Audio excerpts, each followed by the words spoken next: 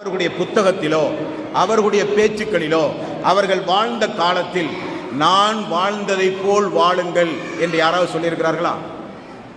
யாராவது சொல்லியிருக்கிறார்களா?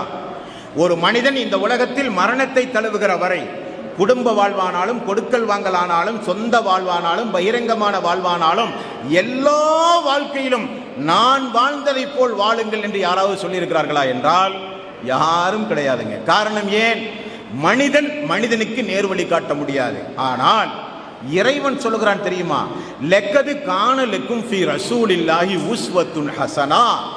இந்த நபி யார் தெரியுமா? இந்த மனித சமுதாயத்திற்கே முன்மாதிரியான ஒரு மாடல் என்று இறைவன் சொல்லுகிறான். இந்த நபி யார்? ஒட்டுமொத்த மனித சமுதாயத்திற்கும் ஒரு முன்மாதிரியான மாடல் இந்த இறை தூதர். நீங்கள் எந்த துறையை எடுத்து ஆய்வு செய்தாலும் அந்த இறை தூதர் உங்களுக்கு பயனுள்ள விஷயங்களை சொல்லுவார், முன்மாதிரியாக திகழ்வார். கண்ணியத்தோடு, மானம் மரியாதையோடு, அந்தஸ்தோடு, தலைகுனிவு ஏற்படாமல், எங்கும் கேவலப்படாமல் நீங்கள் இந்த உலகத்திலே வாழ முடியும். இஸ்லாத்தை ஏற்றுக்கொண்டால், திருக்குரானை ஏற்றுக்கொண்டால், அந்த முகமது நபியை பின்பற்றினார். ஒரு முஸ்லிம், ஒரு திருக்குரானை கையில் வைத்திருக்கிற ஒரு முஸ்லிம் அல்லாஹ்வுடைய ரசூலை உயிரை விட மேலாக ஜானுக்கு ஜான், முழத்திற்கு முழம் அடியெடுத்து வைக்கிற ஒவ்வொரு அடியும் அல்லாஹ்வுடைய ரசூல் சொன்னபடிதான் நான் வாழ்வேன் என நினைத்து அடியெடுத்து வைக்கிற ஒரு முஸ்லிம் எங்குமே தலைகுனிவு ஏற்படாது. இஸ்லாத்தை தழுவிய காரணத்தினால், முகமது நபியை பின்பற்றிய காரணத்தினால், திருக்குரான் தான் வேதம் என்று நம்பி சொன்ன காரணத்தினால் ஒரு தலைகுனிவு, ஒரு கேவலம், ஒரு அவமானம் எங்கும் உங்களுக்கு ஏற்படாது. காரணம் ஏன்? அந்த வழிகாட்டுதலில் இறைவனுடைய வழிகாட்டுதல் இருக்கிறது. இறைவனுடைய வழிகாட்டுதலில் எங்கும் உங்களுக்கு தலைகுனிவு ஏற்படாது. அப்படிப்பட்ட ஒரு ஆன்மீக பாதை நபிகள் நாயகம் ஸல்லல்லாஹு அலைஹி வஸல்லம் அவர்கள் நமக்கு சொல்கிற பாதை. ஆன்மீகம் என்றாலே இந்த உலகத்தில் தினசரி பத்திரிகை, தொலைக்காட்சி, இணையதளம், என்னென்ன அறிவியல் சாதனங்கள் உண்டுமோ எல்லா சாதனங்களிலும் இன்றைக்கு பார்க்கிறோம். ஆன்மீகம் என்றால் மக்களின் அறியாமையை பயன்படுத்தி ஏமாற்றுகிற தொழில் என்று பெயர் வைத்திருக்கிறார்கள். ஆன்மீகம் என்றால் அரசியல்வாதிகளுடைய பொருளாதாரத்தின் கள்ளக்கிடங்கு என்று பெயர் வைத்திருக்கிறார்கள். ஆன்மீகவாதி என்றால் ஆரம்பத்தில் இருக்கிற நிலை காட்டிலும் தன்னுடைய சொந்த வாழ்வில் செல்வத்தை வளர்க்கிற நிலை என்று அதற்கு ஒரு பெயர் வைத்திருக்கிறார்கள்.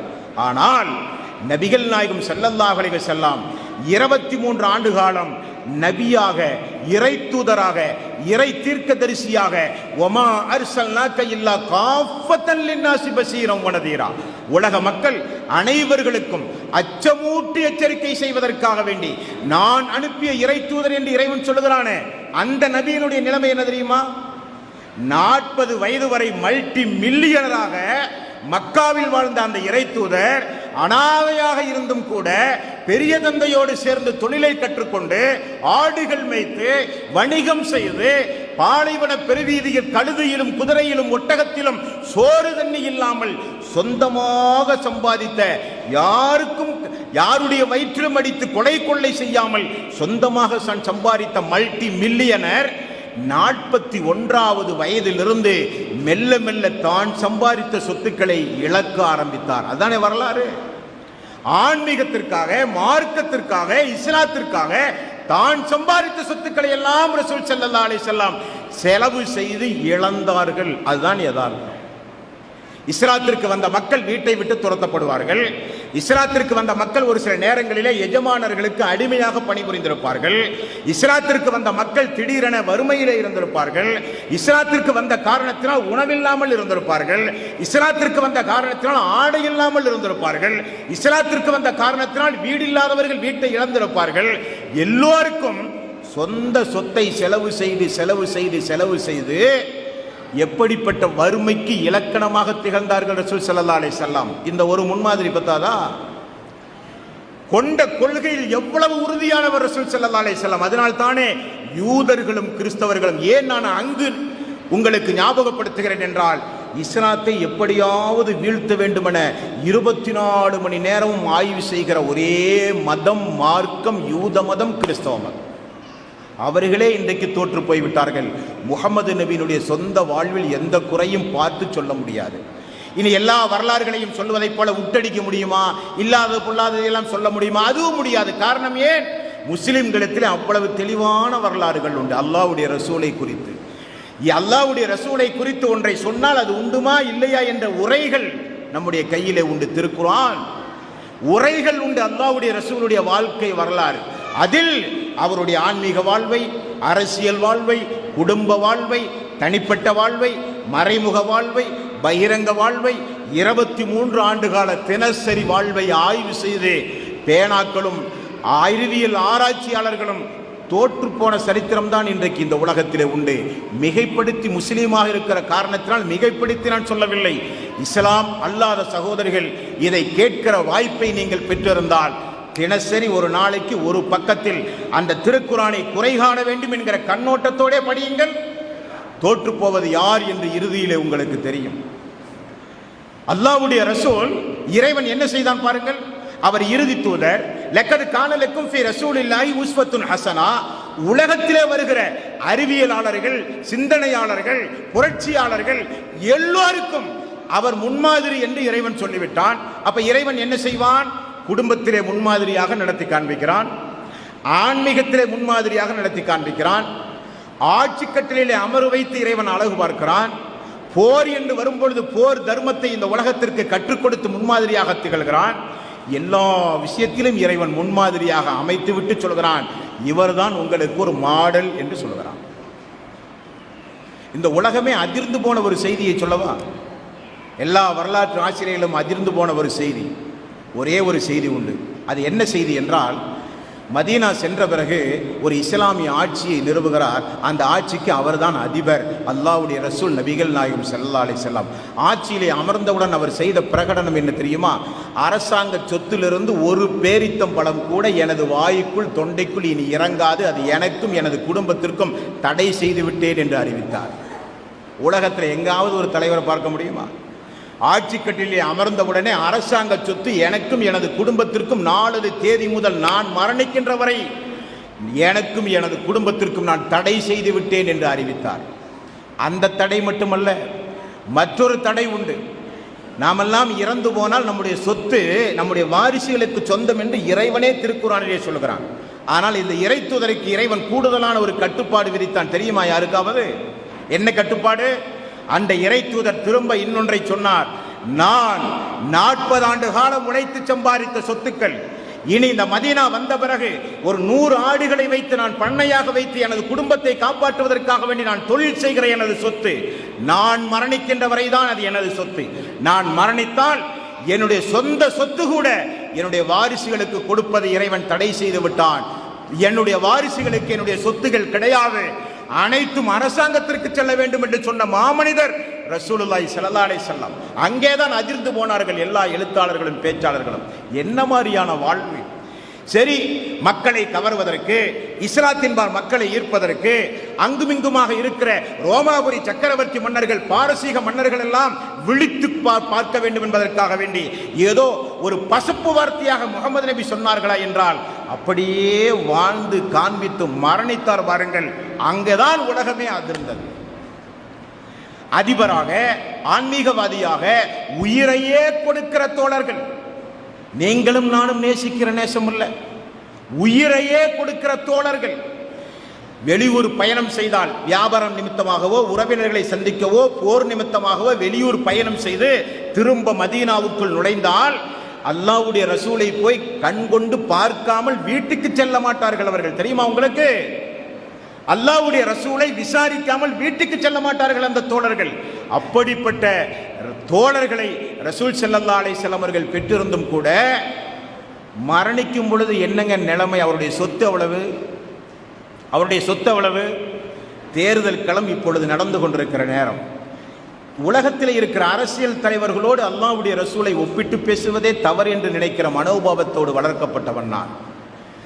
அல்லாஹ்வுடைய ரசூல் அதிபராக, எந்த அளவுக்கு அதிபர்? கஜானாவிலே காசு இல்லையா? கிராமத்து புறத்தில் இருக்கிற அரபிகள் எல்லாம் கூட்டம் கூட்டமாக, குடும்பம் குடும்பமாக மதீனாவிலே இருக்கிற பள்ளிக்குள் நுழைந்து, அதுதான் அன்றைக்கு பாராளுமன்றம், அதுதான் அன்றைக்கு சிறைச்சாலை, அதுதான் அன்றைக்கு தீர்ப்பு சொல்கிற இடம், அதுதான் தண்டனை கொடுக்கக்கூடிய இடம். மஸ்ஜிது நபவி அன்றைக்கு ஒரு பாராளுமன்றம். அந்த பாராளுமன்றத்துக்குள் திடீரென கிராமத்து மக்கள் புகுவார்களாம். நபிமொழிகளிலே பார்க்கிறோம், முஹம்மது, நாங்கள் ஏழ்மையாக இருக்கிறோம், வயிற்று பசியை போற்பதற்கு எங்களுக்கு உணவு வேண்டும் என்று உரிமையோடு கேட்பார்கள். கழுத்துகளிலே துண்டை போட்டு இழுத்து கேட்பார்கள். தோழர்கள் எல்லாம் ஆவேசம் அடைகிற அளவுக்கு நபிகள் நாயகம் ஸல்லல்லாஹு அலைஹி வஸல்லம் அவர்கள் சொல்லுவார்கள், இந்த சொத்து பொதுமக்களுக்குரியது. கிராமப்புறங்களிலே பேசுவார்கள், முகமது நபி இடத்திலே செல்லுங்கள், நம்முடைய பசியை போக்குவார், வறுமையை போக்குவார் என்று கிராமப்புறத்தில் இருக்கிற மக்கள் பேசுகிற அளவுக்கு கஜானாவிலே செல்வங்கள் நிறைந்த நேரம். வருகிற மக்கள் எல்லாம் ஒட்டகத்தினுடைய முதுகில் மூட்டையை சுமந்து செல்லுகிற அளவுக்கு கஜானாவிலே நிறைந்திருந்த நேரம். முகமது நபி 63வது வயது திங்கட்கிழமை அதிகாலை இந்த உலகத்திலிருந்து விடை வரும்போது அவருடைய சொத்து என்னங்க? நபித்தோழர்கள் வந்து ஆயிஷா ரலியல்லாஹு அன்ஹா அவர்கள் அவருடைய மனைவி இடத்திலே கேட்கிறார்கள், அல்லாஹ்வுடைய ரசூல் வாழ்ந்தார்கள், அடக்கம் செய்து விட்டோம், இறந்து போய்விட்டார்கள், அவர் உங்களுக்கு என்ன சொத்தை விட்டு சென்றார்கள் என்று கேட்கும்போது, எங்களுக்கு அல்லாஹ்வுடைய ரசூல் விட்டு சென்ற சொத்தை இதோ நான் காண்பிக்கிறேன் என்று வீட்டுக்குள் சென்று ஒரு அங்குமிங்குமாக ஒட்டு வைத்து தைக்கப்பட்ட ஒரு ஆடையையும் வெளியே நிற்கிற ஒரு கோவேரி கழுதையையும் காண்பித்து சொன்னார்கள், இதுதான் அல்லாஹ்வுடைய ரசூல் விட்டு சென்ற சொத்து. அங்குதான் உலகமே அதிர்ந்தது. சொன்னால் சொன்னதை போல் வாழ்ந்தார்கள் ரசூல் ஸல்லல்லாஹு அலைஹி வஸல்லம். சொன்னால் சொன்னதை போல் வாழ்ந்தார்கள் ரசூல் ஸல்லல்லாஹு அலைஹி வஸல்லம். யாரை தீவிரவாதி என்கிறீர்கள், பயங்கரவாதி என்கிறீர்கள், கேலி சித்திரம் வரைகிறீர்கள், கேவலமாக பேசுகிறீர்கள், யாரை கேவலப்படுத்த நினைக்கின்றீர்கள்? மனிதர்களுடைய மனசு நோகாமல் நடங்கள் என்று சொன்ன இறை தூதர் நபிகள் நாயகம் ஸல்லல்லாஹு அலைஹி வஸல்லம். உயிருக்கு உடைமைக்கல்ல, மனிதனுடைய மனது நோகாமல் கூட நடங்கள்.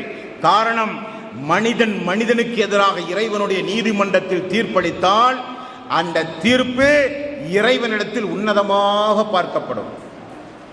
அந்த தீர்ப்புக்கு இறைவன் எந்த வகையான காம்ப்ரமைசன் சமரசமும் இறைவனுடைய நீதிமன்றத்திலே கிடையாது என்று போதிக்கு வந்தவர் நபிகள் நாயகம் ஸல்லல்லாஹு அலைஹி வஸல்லம். உலகத்திலே இருந்து விடை வரும் பொழுது அந்த தோழர்களை எல்லாம் இதே போல் ஒரு சபையிலே அமர வைத்து அந்த இறை தூதர் ஆற்றிய ஒரு சொற்பொழிவு அகமது என்கிற ஒரு நபிமொழி தொகுப்பிலே உண்டு, படித்து பாருங்கள். படித்து முடியும் போது கண்கள் எல்லாம் குளமாக மாறிவிடும். எப்படிப்பட்ட ஒரு இறை தூதர்! மரணிப்பதற்கு முன்னால் நடக்க முடியாத நிலைமை. ஃபضல் இப்னு அப்பாஸ், அலி ரலியல்லாஹு அன்ஹு அவர்கள் என்ற இரண்டு தோழர்களுடைய தோள்களிலே கை போட்டு கொண்டு என்றைக்கு இறக்கிறாரோ அந்த திங்கட்கிழமை அதிகாலை பொழுது வணக்க வழிபாட்டுக்கு பிறகு என்னை கொஞ்சம் மக்களை சந்திக்க தூக்கி செல்லுங்கள் என்று சொல்கிறார். தொழுகை நடைபெறுகிற இடம், நபிகளார் தூக்கி கொண்டு வரப்படுகிறார். அவருக்கே உரிய அந்த இடத்திலே அமர வைக்கப்படுகிறார். நபிகளார் பேசுகிறார். பேச முடியாத நாள், எழுந்து நடக்க முடியாத நாள், எப்பொழுது மரணம் வரும் என்று சொல்ல இயலாத அளவுக்கு பலகீனத்தோடு இருக்கிற நான் இந்த இறுதி கட்டத்திலும் உங்களை சந்தித்து பேச நான் ஏன் வந்தேன் என்று உங்களுக்கு தெரியுமா? ஏன் வந்தேன் என்று உங்களுக்கு தெரியுமா? எல்லா தோழர்களும் கண்ணீரோடு அமைதி காத்து செவிகளை அல்லாஹ்வுடைய ரசூலுடைய நாவை கேட்டு கூர்மையாக்கி வைத்துக்கொண்டு சபையிலே அமர்ந்து கொண்டிருக்கிறார்கள். ஏன் நான் வந்தேன் என்றால், 23 ஆண்டு காலம் உங்களோடு நபியாக நான் வாழ்ந்தவன். எனக்கு எப்பொழுது மரணம் வரும் என்று சொல்ல இயலாது. காரணம், என்னால் நடக்கக்கூட முடியாது, எந்த நேரமும் அது சம்பவிக்கலாம். 23 ஆண்டு காலம் உங்களோடு வாழ்ந்திருக்கும் பொழுது நான் யாரையாவது மனது நோகுமாறு பேசியிருந்தால் இதோ இந்த முகம்மதை உங்களிடத்திலே ஒப்படைக்கிறேன், நீங்களும் அதே போல திரும்ப பேசிக்கொண்டு உலகத்திலேயே பழி தீர்த்து கொள்ளுங்கள்.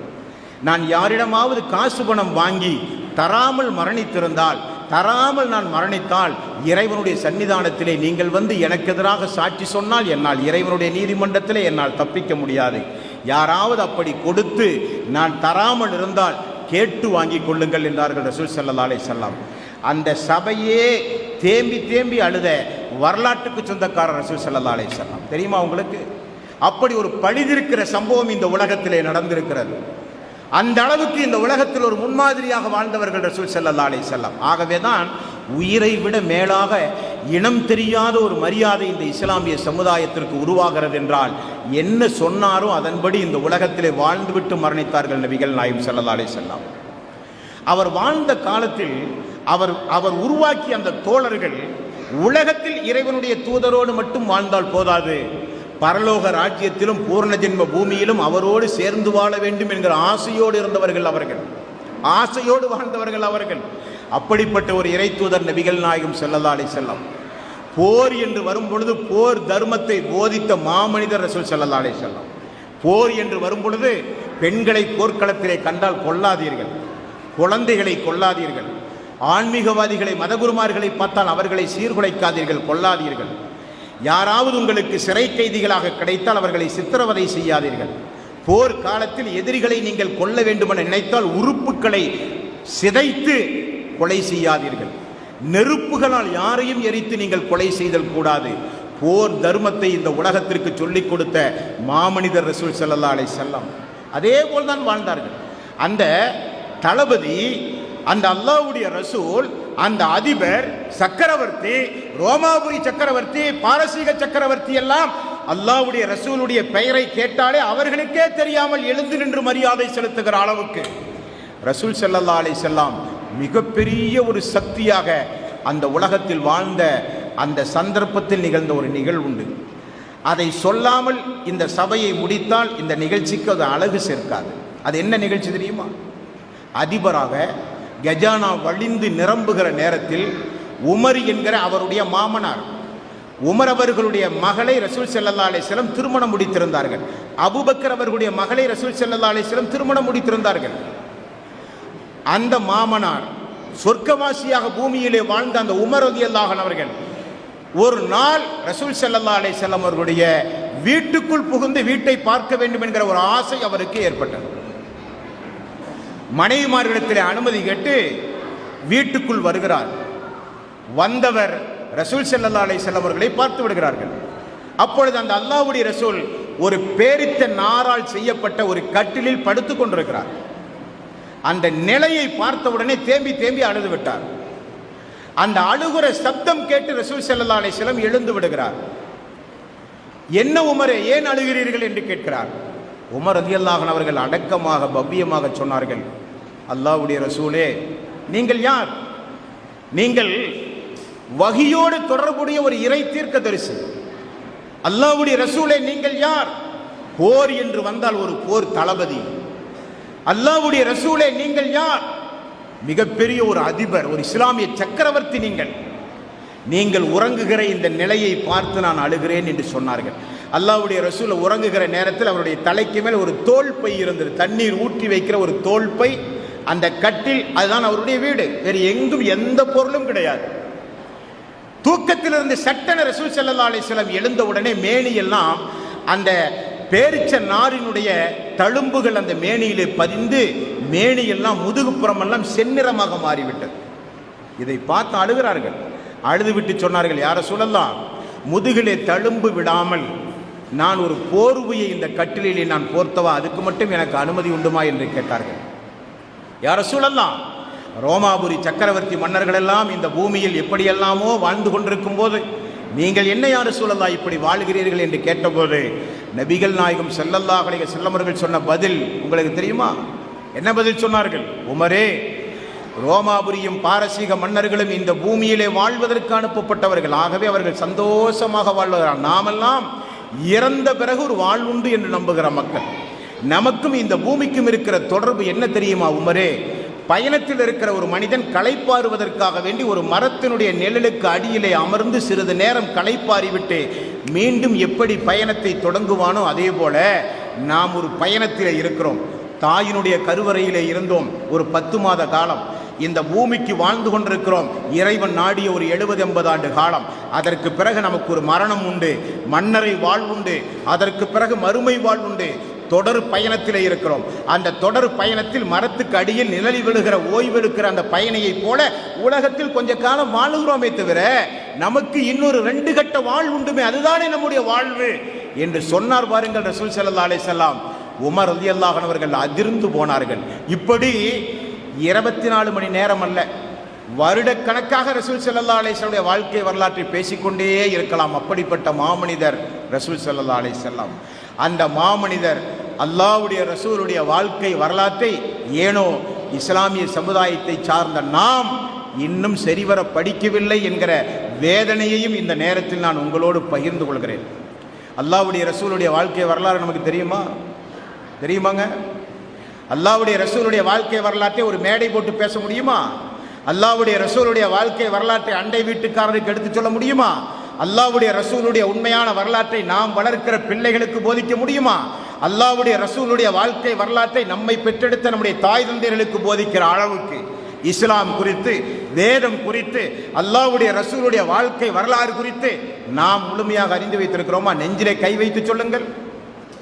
விளையாட்டு வீரர்களை அறிந்து வைத்திருக்கிறோம், அரசியல் கட்சி தலைவர்களை அறிந்து வைத்திருக்கிறோம், சினிமா கூத்தாடிகளை அறிந்து வைத்திருக்கிறோம்.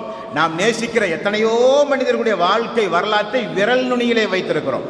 ஆனால் நமக்காக இறைவன் புறத்திலிருந்து நம்மை நரகத்திலிருந்து பாதுகாக்க, இருளிலிருந்து இந்த மனித சமுதாயத்திற்கு ஒளி விளக்காக இறைவன் அனுப்பிய அந்த தூதருடைய, உயிரை விட மேலாக நேசிக்க மதிக்கத்தக்க அந்த தூதருடைய வாழ்க்கை வரலாற்றை நம்மில் எத்தனை பேர் தெரிந்து வைத்திருக்கிறோம்? ரசூல் ஸல்லல்லாஹு அலைஹி வஸல்லம் அவர்களுக்கு எத்தனை மனைவிமார்கள், ரசூல் ஸல்லல்லாஹு அலைஹி வஸல்லம் அவர்களுக்கு எத்தனை பெண் குழந்தைகள், ரசூல் ஸல்லல்லாஹு அலைஹி வஸல்லம் அவர்களுக்கு எத்தனை ஆண் குழந்தைகள், ரசூல் ஸல்லல்லாஹு அலைஹி வஸல்லம் அவர்களுக்கு எத்தனை பேர குழந்தைகள், ரசூல் ஸல்லல்லாஹு அலைஹி வஸல்லம் மக்காவிலே எத்தனை நாள் வாழ்ந்தார்கள், அல்லாஹ்வுடைய ரசூல் மதீனாவிலே எத்தனை நாள் வாழ்ந்தார்கள், எந்த வருடம் மரணித்தார்கள், மரணிக்கும் போது அவருடைய நிலை என்ன, அவருடைய வீடு எப்படி இருந்தது, அவருடைய கதவு, வீட்டுக்கு கதவு எப்படி இருந்தது, அவர் உடுத்துகிற ஆடை எப்படிப்பட்ட ஆடை, அவர் உண்ணுகிற உணவு எப்படிப்பட்ட உணவு, அவருடைய வீட்டினுடைய ஏழ்மை நிலை என்ன, யாருக்காவது தெரியுமா? யாருக்காவது தெரியுமா? தெரிந்தால் மிக மிக சந்தோஷம், மிக மிக சந்தோஷம். இன்றைக்கு நான் ஆரம்பத்தில் சொன்னதை போல மனித சமுதாயத்திற்காக வேண்டி இறைவனால் வழங்கப்பட்ட இந்த மார்க்கத்தை உலக அழிகிற நாள் வரை இந்த மனித சமுதாயத்திற்கு கொண்டு செல்கிற பொறுப்பை யார் எடுத்திருக்கிறார்? அல்லாஹ் ரப்புல் ஆலமீன் கையிலே எடுத்திருக்கிறான். இறை நிராகரிப்பாளர்கள் வெறுத்தாலும் இந்த மார்க்கத்தை நிலைநிறுத்தியே தீருவேன் என்று இறைவன் சொல்லிவிட்டான். உலகம் அழிகிற நாள் வரை இந்த மனித சமுதாயத்திலே ஒரு குறிப்பிட்ட மக்களை நான் தேர்ந்தெடுத்து வைத்திருக்கிறேன். அவர்கள் யார்? குன்தும் ஹைர உம்மத்தின் உஹரிஜத் லின்னாஸ் தஅமுருன பில் மஅரூஃப் வ தன்ஹவுன அனில் முன்கர் வ துமினூன பில்லாஹ். மனித சமுதாயத்தில், நான் படைத்த மனித சமுதாயத்தில் மிகச்சிறந்த சமுதாயம் யார் என்றால், மக்கள் மத்தியிலே நன்மையை ஏவுவார்கள், தீமையை தடுப்பார்கள். அவர்கள்தான் குன்தும் ஹைர உம்மத். நான் படைக்கப்பட்ட சமுதாயத்தில் சிறந்த படைப்பென்று இறைவன் சொல்லுகிறானே, அந்த சிறந்த படைப்பாக நீங்கள் மாறி பாருங்கள், அந்த சிறந்த படைப்பாக நீங்கள் மாறி பாருங்கள். இன்றைக்கு இந்த மொபைல் போன் எல்லோருடைய கையிலே உண்டு. தினசரி துடைக்கிறோம், சார்ஜ் போடுகிறோம், தினசரி பயன்படுத்துகிறோம், செய்திகளை பரிமாறுகிறோம், செய்திகளை வாசிக்கிறோம். இந்த மொபைல் போனோடு இருக்கிற தொடர்பு அளவுக்காவது திருக்குரானோடு நமக்கு தொடர்பு உண்டுமா? வீடுகளிலே திருக்குரான் இன்றைக்கு எங்கே இருக்கிறது? எடுத்து தூசி தட்ட வேண்டும். அந்த நிலையிலே அல்லாஹ்வுடைய வேதத்தை இன்றைக்கு நாம் வைத்திருக்கிறோம். அல்லாஹ்வுடைய ரசூல் முஹம்மது நபி ஸல்லல்லாஹு அலைஹி வஸல்லம் வாழ்க்கை வரலாற்றை படிக்க நமக்கு நேரம் இல்லை. சினிமா பார்க்க நேரம் உண்டு, ஊர் சுற்றுவதற்கு நேரம் உண்டு, ஓய்வெடுப்பதற்கு நேரம் உண்டு, பணம் சம்பாதிக்க நேரம் உண்டு, சம்பாதிக்கின்ற பணத்தை அனுபவிக்க நேரம் உண்டு, எல்லா பொழுதுபோக்குக்கும் நமக்கு நேரம் உண்டு. ஆனால் அல்லாஹ்வுடைய ரசூலுடைய வாழ்க்கை வரலாற்றை படிக்க, திருக்குரானை படிக்க, அதன்படி நம்முடைய வாழ்வில் வணக்க வழிபாடு செய்வதற்கு நமக்கு நேரம் இல்லை என்றால், அல்லாஹ்வுடைய மார்க்கத்தை வளர்த்துகிற பொறுப்பு அல்லாஹ்வுடைய ரசூல் நம்முடைய கையில் அளவா தந்தார்கள். அரஃபா பெருவழியில் இறுதி பேருயரின் போது ரசூல் ஸல்லல்லாஹு அலைஹி வஸல்லம் அவர்கள் என்ன சொன்னார்கள்? எனக்கு பிறகு நான் சொன்ன ஒரு செய்தியானாலும் எனக்கு பிறகு இந்த மனித சமுதாயத்திலே எத்தி வைக்க வேண்டிய பொறுப்பு உங்களது பொறுப்பு என்றார்கள் ரசூல் ஸல்லல்லாஹு அலைஹி வஸல்லம். இவைகளை குறித்து ஒரு பொதுவான ஒரு பார்வை பெரும்பான்மையான மக்கள் மத்தியிலே இல்லாத காரணத்தினால் வருடத்திற்கு ஒரு முறையோ இருமுறையோ உலகெங்கிலும் விரும்பத்தகாத பல்வேறு நிகழ்வுகள் இன்றைக்கு நடந்து கொண்டிருக்கின்றன. ஏதோ இஸ்லாமும் திருக்குரானும் முஹம்மது நபி அவர்களும்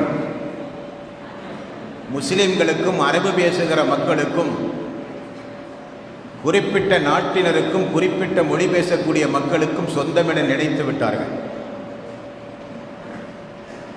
அதுதான் அவர்கள் செய்த மிகப்பெரிய ஒரு தவறு. முதல் மனிதர் ஆதம் அலைஹிஸ்ஸலாத்து வஸ்ஸலாம், ஆதம் ஏவாள் என்று பைபிள் குறிப்பிடுகின்ற, வேதங்களை சார்ந்திருக்கிற எல்லா சமுதாய மக்களும் அறிந்து வைத்திருக்கின்ற ஆதம் எப்பொழுது இந்த பூமிக்கு அனுப்பப்பட்டாரோ அப்பொழுதே அவர் எப்படி வாழ வேண்டும் என்கிற ஒரு வாழ்க்கை நெறிமுறை திட்டத்தை இறைவன் வழங்கினான். அந்த வாழ்க்கை நெறிமுறை திட்டம்தான் இஸ்லாம் என்பது. இஸ்லாம் என்பது மனிதர்களுக்குரிய வாழ்க்கை நெறிமுறை திட்டமே தவிர முஸ்லிம்களுக்கு மட்டும் உள்ள வாழ்க்கை நெறிமுறை திட்டம் அல்ல.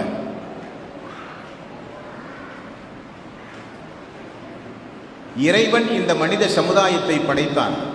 அவன்தான் படைப்புக்கு அதிகாரமுடையவன். படைத்தவன்தான் படைப்பினங்களுக்கு வழிகாட்ட முடியும். படைக்கப்பட்ட மனிதன் இன்னொரு மனிதனுக்கு வழிகாட்ட முடியாது. அதுதான் யதார்த்தம். அந்த அடிப்படையில் இந்த மனித சமுதாயத்தை படைத்த இறைவன் படைத்த நோக்கத்தை குறித்து சொல்லும் பொழுது, ஒமா ஹலத்துல் ஜின்ன வல் இன்ச இல்லா லியஅபுதூன், மனிதர்களையும் ஜின்களையும் நான் படைத்ததே என்னை வணங்க வேண்டும் என்பதற்கு என்று இறைவன் சொல்லுகிறான். அந்த வணக்கத்தை எப்படி செலுத்துவது? எப்படி இந்த உலகத்தில் ஒரு மனிதன் நடந்தால் அவனும் நேர்வழி பெற்று அவனை சார்ந்தவர்களும் நேர்வழி பெற்று பரலோக ராஜ்யத்திலும் பூர்ம ஜென்ம பூமியிலும் மறுமை வாழ்விலும் அக்னி நிறைந்த நரக நெருப்பிலிருந்து தன்னையும் தன்னுடைய குடும்பத்தையும் காப்பாற்றி மரணமில்லாத, நோயில்லாத, முதுமை இல்லாத, எந்த ஒரு பலகீனமும் இல்லாத, எந்த கண்ணும் பார்த்திராத, எந்த செவியும் முழுமையாக கேட்டிராத, எந்த உள்ளமும் முழுமையாக கற்பனை செய்திராத அந்த சொர்க்கத்து பேரின்பத்தை எப்படி அடைவது என்பதையெல்லாம், சொர்க்கத்தையும் நரகத்தையும் மறுமையையும் நீதிமன்றத்தையும் தன் கைவசம் வைத்திருக்கிற இறைவன் இந்த மனித சமுதாயத்திற்கு இறை தூதர்களின் மூலம் வழிகாட்டினான். பார்த்தீர்களா? அதுதான் இஸ்லாம்.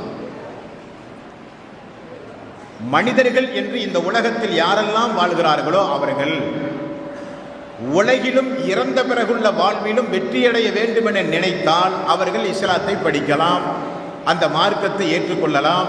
எந்த சடங்கும் சம்பிரதாயமும் எந்த தடையும் கிடையாது. இஸ்லாம் என்பது மனிதர்களாகிய மனித சமூகத்திற்கு இறைவன் வழங்கிய மார்க்கம் தான் இஸ்லாமே தவிர இஸ்லாம் முஸ்லிம்களுக்குரிய மார்க்கம் அல்ல. அது தெளிவான விஷயம். நபிகள் நாயகம் ஸல்லல்லாஹு அலைஹி வஸல்லம் அவர்கள் வந்து இந்த இஸ்லாத்தை அறிமுகம் செய்தார்களா என்றால் இல்லை. அதுவும் தெளிவு. அவருக்கு முன்னால் 2 லட்சத்திற்கு மேற்பட்ட இறை தூதர்கள் இந்த பூமிக்கு வந்து போயிருக்கிறார்கள். வலிக்குள்ளி உம்மத்தின் ரசூலுன், ஒவ்வொரு சமுதாயத்திற்கும் இறைவன் தூதர்களை அனுப்பியிருக்கிறான், இறை தீர்க்கதரிசிகளை அனுப்பியிருக்கிறான். அவர்கள் பேசுகிற மொழியிலேயே அவர்களில் ஒரு மனிதரை தேர்வு செய்து இறைவன் ஒரு தொடர்பை ஏற்படுத்தி இறை தீர்க்கதரிசிகளாக உருவாக்கி ஒவ்வொரு சமுதாயத்திற்கும் ஒவ்வொரு தீர்க்கதரிசிகளின் மூலம் இந்த இஸ்லாத்தை தொன்று தொட்டு இறைவன் இந்த மனித சமுதாயத்திலே செய்து வருகிறான். இறுதியாக வந்தவர் தான் நபிகள் நாயகம் ஸல்லல்லாஹு அலைஹி வஸல்லம் அவர்களே தவிர அவர் வந்து இஸ்லாத்தை போதிக்கவில்லை. இஸ்லாத்தை போதிக்க வந்த தூதர்களில் ஒருவர் தான் நபிகள் நாயகம் ஸல்லல்லாஹு அலைஹி வஸல்லம். அப்போ ஒரு விஷயத்தை புரிந்து கொள்ள வேண்டும். இஸ்லாம் என்பது மனிதர்களுக்குரிய மார்க்கம். வேதம் என்பது அவரவர்கள் பேசுகிற மொழியில் இறைவன் ஒவ்வொரு காலகட்டத்திலும் தூதர்களை அனுப்பி அனுப்பி அந்த தூதர்களின் மூலம் இந்த மனித சமுதாயத்திற்கு இறைவன் தன்னுடைய வாக்காக மனிதன் எப்படி நடக்க வேண்டும் என்கிற போதனையை சொன்னான். பார்த்தீங்களா? அது வேதம். அந்த வேதத்தை சுமந்து குறிப்பிட்ட ஆயுள் காலம் வாழ்ந்தவர்கள் இறை தீர்க்கதரிசிகள். அதில் ஒருவர் தான் நபிகள் நாயகம் ஸல்லல்லாஹு அலைஹி வஸல்லம். எல்லா இறை தீர்க்கதரிசிகளுக்கும் நபிகள் நாயகம் ஸல்லல்லாஹு அலைஹி வஸல்லம் அவர்களுக்கு ஒரு வித்தியாசம் என்ன? மிகப்பெரிய ஒரு வித்தியாசம் உண்டு. எல்லா வேதங்களுக்கும் திருக்குர்ஆனுக்கும் இருக்கிற வித்தியாசம் என்ன? மிகப்பெரிய ஒரு வித்தியாசம் உண்டு. நபிகள் நாயகம் ஸல்லல்லாஹு அலைஹி வஸல்லம் அவர்களுக்கு முன்னால் இருந்த இஸ்லாமும் அல்லாஹ்வுடைய ரசூல் வந்த பிறகு உள்ள இஸ்லாமும் நிறைய வித்தியாசம் உண்டு. அது என்ன வித்தியாசம்? நபிகள் நாயகம் ஸல்லல்லாஹு அலைஹி வஸல்லம் இறுதி தூதர். உலகம் அழிகிற நாள் வரை இந்துக்களுக்கும் கிறிஸ்தவர்களுக்கும் முஸ்லிம்களுக்கும் சீக்கியர்களுக்கும் புத்தர்களுக்கும் சமணர்களுக்கும் மதத்தை பின்பற்றாத மனிதர்கள் என்று இந்த உலகத்தில் ஆன்மீக பாதையை தேடுகின்ற எல்லோருக்கும் அவர்தான் அல்லாஹ்வுடைய ரசூல். அவர்தான் இறுதி நபி. அவருக்கு வழங்கப்பட்ட வேதத்திற்கு பிறகு இனி வேதமில்லை, தூதர்கள் கிடையாது. அவருக்கு வழங்கப்பட்ட வேதம் என்ன சொல்கிறது? ஷஹர் ரமலான் அல்லதி உன்சில ஃபீஹில் குர்ஆன் ஹுதல் லின்னாஸ் பையினாத்தின் மினல் ஹுதா வல் ஃபுர்கான். இந்த திருக்குர்ஆன் மனிதர்களுக்கு நன்மை எது தீமை எது என்பதை பிரித்தறிந்து உணர்ந்து நடப்பதற்காக இறக்கப்பட்ட வேதம் என்று திருக்குர்ஆன் சொல்லுகிறது. முஹம்மது நபியார் ஒமா அர்சல்னாக்க இல்லா ரஹ்மத்தல் லில் ஆலமீன், உலக மக்களுக்கெல்லாம் ஒரு அருளாக, கிருபையாக, ரஹ்மத்தாக நான் அனுப்பிய தூதர் தான் முஹம்மது நபி என்று இறைவன் திருக்குர்ஆனிலே சொல்லுகிறான்.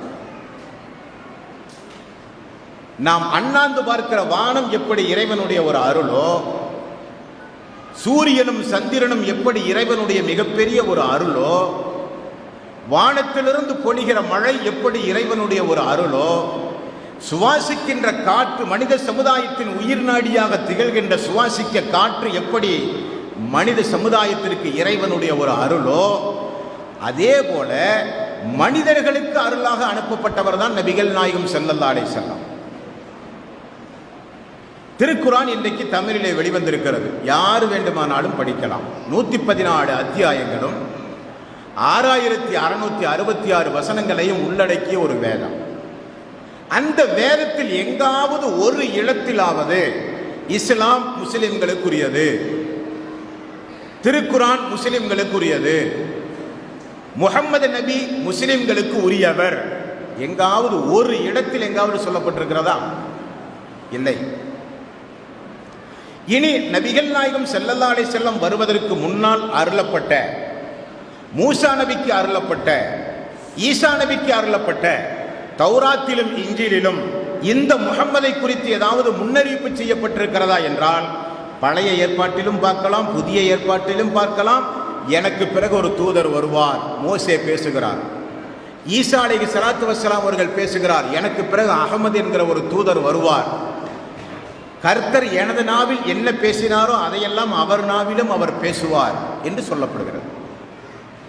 வேதத்தோடு தொடர்புடைய எந்த சமுதாயமாக இருந்தாலும் அவர்கள் நபிகள் நாயகம் ஸல்லல்லாஹு அலைஹி வஸல்லம் அவர்களை இனம் தெரியாமல் மதிப்பார்கள். அப்படி மதித்த காரணத்தினால்தான் சுவாமி அவர்கள் இங்கே நின்று கொண்டு ரசூல் ஸல்லல்லாஹு அலைஹி வஸல்லம் அவர்களை பற்றி பேசுகிறார். அதர்மண வேதம், ரிக்கு வேதம், ஜபூர் வேதம், கடோ உபனிஷத், என்னென்ன இந்து சமுதாய மக்கள் நம்புகின்ற மதிக்கின்ற என்னென்ன வேத நூட்கள் உண்டுமோ அந்த வேத நூட்களில் ரசூல் ஸல்லல்லாஹு அலைஹி வஸல்லம் அவர்களை குறித்து பேசப்பட்டிருக்கிறதா இல்லையா? ஏதஸ் மின்னந்தர மிலேச்சே ஆச்சாரியன சமன்விதே மகாமத் இதிக்கியாத சிஷ்யசாகா சமன்விதே உச்சலாபி சர்வபசி பனுஷ்யகி ஆனோமமே. பகவத்கீதை தமிழிலே இன்றைக்கு வெளிவந்திருக்கிறது. அரபு தீபகற்பத்தில் குடிமி வைத்துக் கொண்டு குதிரையில் சவாரி செய்து கொண்டு கத்னா செய்த நிலையில் மக்களை எல்லாம் இஸ்லாத்தின்பால் அழைக்கின்ற முகமது என்கிற ஒரு இறை தூதர் வருவார். ஒன்றை மட்டும் நீங்கள் தெளிவாக தெரிந்து கொள்ள வேண்டும். யாரெல்லாம் பைபிளை நன்றாக படித்திருக்கிறார்களோ, யாரெல்லாம் இந்து சமுதாய வேதங்களை படித்திருக்கிறார்களோ அவர்கள் யாரும் அல்லாஹ்வுடைய ரசூலை முஹம்மது நபி அவர்களை தரம் தாழ்த்தி இழிவாக பேச நாவு வராது. அதுதான் யதார்த்தம், அதுதான் சத்தியம். காரணம் ஏன்? மோடிக்கும் அவர்தான் நபி, அமித்ஷாவுக்கும் அவர்தான் நபி, முரளிமகர் ஜோஷிக்கும் அவர்தான் நபி, யோகிக்கும் அவர்தான் நபி, கல்யாணராமனுடைய குடும்பத்திற்கும் அவர்தான் நபி. தனக்கு அனுப்பப்பட்ட ஒரு நபியை ஒரு மனிதன் கேவலப்படுத்துகிறான் என்று சொன்னால் தான் சார்ந்திருக்கிற வேதத்தை கேவலப்படுத்துகிறான் என்று பொருள். இப்ப கிறிஸ்தவர்கள், யூதர்கள் ரசூல் ஸல்லல்லாஹு அலைஹி வஸல்லம் அவர்களை குறித்து அடிக்கடி டென்மார்க்கை தலைமையகமாக வைத்து வருடத்திற்கு ஒரு முறையோ இருமுறையோ கேலி சித்திரம் வரைந்து வெளியிடுகிறார்கள். வெளியிடுபவர்கள் யூதர்கள், கிறிஸ்தவர்கள் என்று நமக்கு தெரியும். நாமும் பதிலுக்கு ஈசாவையும் மரியம் அலைஹிஸ்ஸலாத்து வஸ்ஸலாம் அவர்களையும் நாமும் கேலி சித்திரம் வரைந்தால் நாம் முஸ்லீமாக இருக்க முடியுமா? அப்படி வரைபவர்கள் திருக்குர்ஆனுக்கு எதிரானவர்கள். காரணம் ஏன்? திருக்குர்ஆனில் ஈசா அலைஹிஸ்ஸலாத்து வஸ்ஸலாம் அவர்களை குறித்து மேன்மையாக சொல்லப்பட்டிருக்கிறது. அவரை பெற்றெடுத்த மரியம் அலைஹிஸ்ஸலாத்து வஸ்ஸலாம் அவர்களை உயர்நிலையில் சொல்லப்பட்டிருக்கிறது. நாம் நம்புகின்ற வேதத்தில் உன்னதமாக சொல்லப்பட்ட ஒரு இறை தீர்க்கதரிசி குறித்து நான் கேவலமாக பேசும்போது நான் சார்ந்திருக்கிற மதத்தை, நான் சார்ந்திருக்கிற வேதத்தை நான் கேவலப்படுத்துகிறேன் என்று பொருள். அதுதான உண்மை. நபிகள் நாயகம் ஸல்லல்லாஹு அலைஹி வஸல்லம் அவர்கள் திருக்குர்ஆனில் எங்காவது ஒரு இடத்திலாவது ரசூல் ஸல்லல்லாஹு அலைஹி வஸல்லம் அவர்கள் முஸ்லிம்களுக்குரியவர்கள் என்று இறைவன் பேசுகிறானா? இல்லை. இறைவன் திருக்குர்ஆனிலே ஒரு அற்புதமான செய்திகளை சொல்கிறான் தெரியுமா? வேதத்தை நம்புகிற மக்கள் யாராக இருந்தாலும் சரி, அவர்கள் இந்த நபியை எப்படி புரிந்து வைத்திருப்பார்கள் தெரியுமா? அல்லதீன ஆத்தைனாஹுமுல் கித்தாப யஅரிஃபூனஹு கமா யஅரிஃபூன அப்னாஹும். இந்த முஹம்மது நபியை வேதத்தை நம்புகிற மக்கள் யாராக இருந்தாலும் சரி, தான் பெற்ற பிள்ளையை எப்படி சந்தேகமில்லாமல் புரிந்து கொள்வார்களோ அதே போல இந்த நபியை அவர்கள் புரிந்து கொள்வார்கள் என்று இறைவன் திருக்குர்ஆனிலே சொல்லுகிறான். அதுதானே உண்மை, அதானுங்க உண்மை. அல்லாஹ்வுடைய ரசூலையோ வேதத்தையோ இஸ்லாத்தையோ கேவலைப்படுத்துகிற யாராக இருந்தாலும் அவர்கள் ஆன்மீக ஞானம் இல்லாதவர்கள். அவர்களுடைய அறிவுக்கு ஒரு 2 மதிப்பெண் கூட கொடுக்க முடியாது. அவர்களை சார்ந்திருக்கிற மதத்தை படிக்காத